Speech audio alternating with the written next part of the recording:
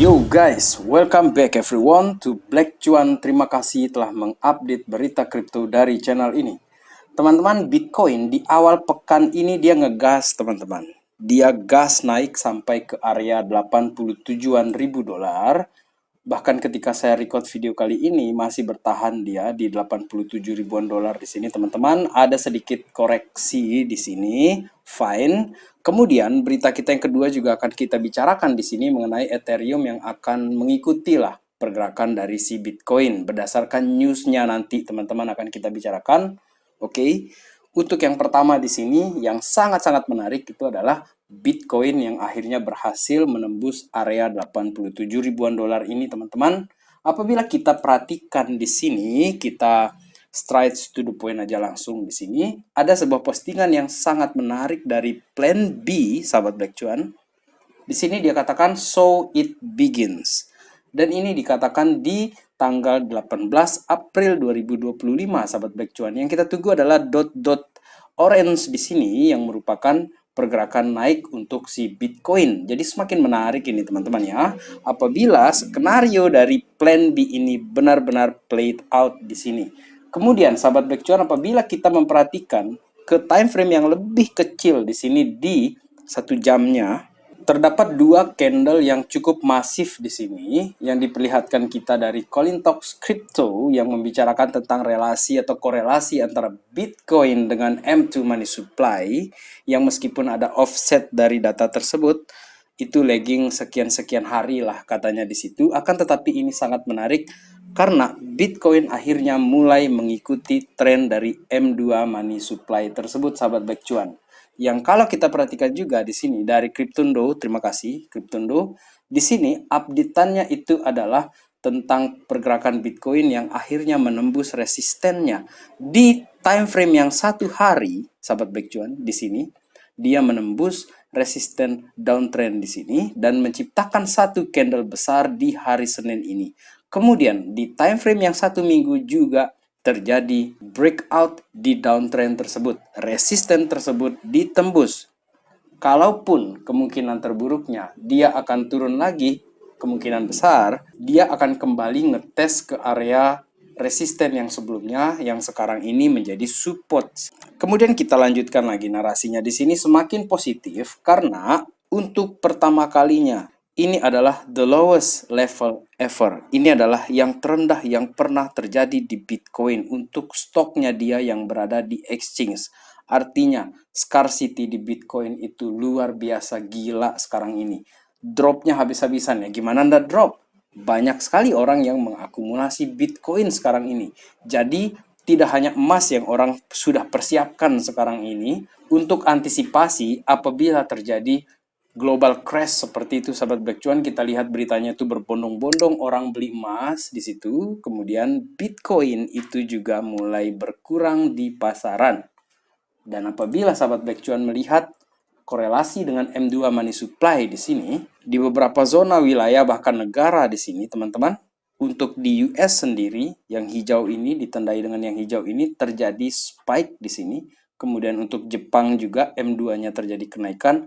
China di sini, ATH di sini teman-teman juga dia terjadi kenaikan yang lebih gila daripada di bagian yang lainnya, Jepang ataupun Amerika. Dia betul-betul tegak lurus di sini untuk Cina. Kemudian ada Euro dengan M2 money supply-nya dia juga yang terjadi ATH yang di warna biru ini sahabat Black Cuan. Jadi apabila dia mengikuti seperti yang kita bicarakan di beberapa video Black Cuan yang sebelumnya mengenai pergerakan atau korelasi pergerakan Bitcoin, apabila korelasi dengan M2 money supply ini benar-benar dia mengikuti ini si Bitcoin ini sahabat Black Cuan, kita bisa lihat di sini untuk yang Bitcoin time frame yang 1 hari, yang warna orange ini adalah Bitcoin, teman-teman.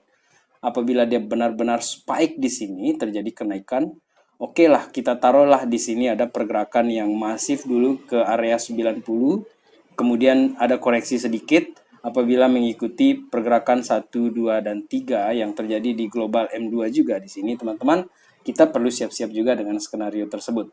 Seandainya ini digas nih, mungkin ya minggu ini Bitcoinnya naik sampai ke 88, 89, habis itu dia ada koreksi, kemudian kemungkinan besar koreksinya di 80 atau 80-an ribu, baru setelah itu terjadi kenaikan. maka itu sangat-sangat positif juga untuk pergerakan si Bitcoin-nya. Yang kita harus persiapkan di situ adalah siapkan mental aja teman-teman di situ apabila terjadi koreksi ke depan ini. Akan tetapi untuk long terms-nya ini sangat-sangat positif apabila mengikuti global M2 di sini yang garis biru ini sahabat Black Cuan. Yang untuk kita lihat dalam mid terms-nya saja di sini di bulan Juli itu kemungkinan besar Bitcoin sudah berada di 130.000 atau di atas angka 130.000 di tahun 2025 ini sahabat Black Cuan.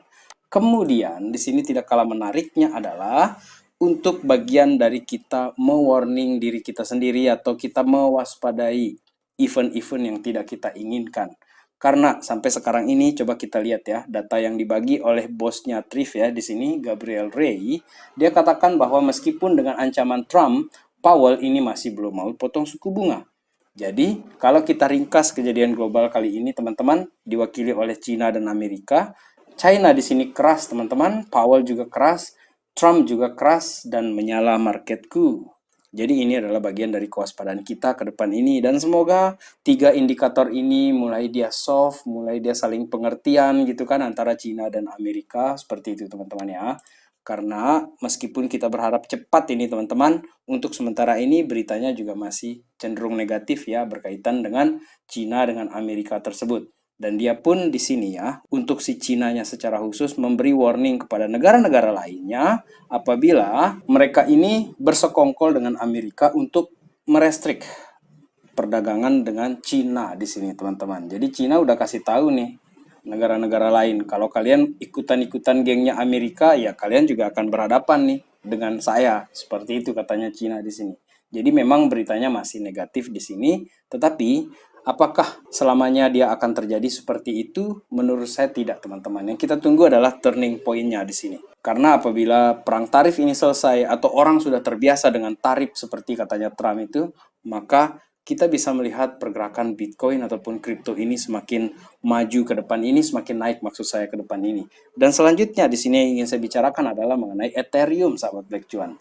Ethereum yang selama ini dianggap stabil, teman-teman. Kalau sebelumnya XRP kan yang dibilang stablecoin, sekarang ini Ethereum yang kena kutukan stabil tersebut ya, sahabat Black Cuan. Berita yang super masif datang dari Ethereum kali ini adalah dari foundernya dia, si Vitalik Buterin ini. Vitalik Buterin ini mempropose di sini a massive network upgrade that could send Ethereum to over 10,000. Upgrade yang akan datang ke Ethereum ini akan mampu mengirim harga Ethereum ini atau membawa harga Ethereum ini menuju 10.000 US dollar per satu ETH, per satu Ethereum, teman-teman. Karena mereka akan bertransisi dari EVM ini menuju ke RISC-V di sini, teman-teman. RISC-V ini merupakan arsitektur yang open source ya di sini teman-teman. Saya coba perhatikan ini dari Google. RISC-V adalah arsitektur set instruksi ISA yang sifatnya itu open source dan didasarkan pada prinsip-prinsip RISC, Reduced Instruction Set Computer, yang artinya ini merupakan standar terbuka yang dapat digunakan oleh siapa saja tanpa biaya lisensi. Dan ini beda sekali dengan EVM yang selama ini dipakai oleh si Ethereum yang sudah dikategorikan out of date tersebut, teman-teman. Sementara di dalam RISC-V ini ditawarkan kecepatan transaksi, kemudian gas fee yang murah, dan ini tentu saja berkebalikan dari apa yang kita lihat di Ethereum sekarang ini, di mana Ethereum ini lelet, lemot, kemudian dia juga gas fee-nya mahal, teman-teman. Ya meskipun ada layer 2 yang mencoba untuk memberi kemudahan seperti itu, tapi kayaknya orang-orang menganggap kurang praktis gitulah untuk hal tersebut. Bayangkan kalau kita lihat dengan Solana. Solana yang selama ini merupakan primadona di dalam pembuatan meme coin, hal tersebut adalah karena kecepatan transaksi serta gas fee-nya yang murah. Oleh karena itu nanti teman-teman ya, di sini para analis meyakini apabila Ethereum ini sudah semakin cepat dia, kemudian gas fee-nya murah, maka sebagai ekosistem terbesar di kripto, dia akan kembali mendapatkan kejayaannya lagi, yang bahkan akan mengirim harga si Ethereum ini ke 10.000 dolar per satu Ethereum, per one ETH.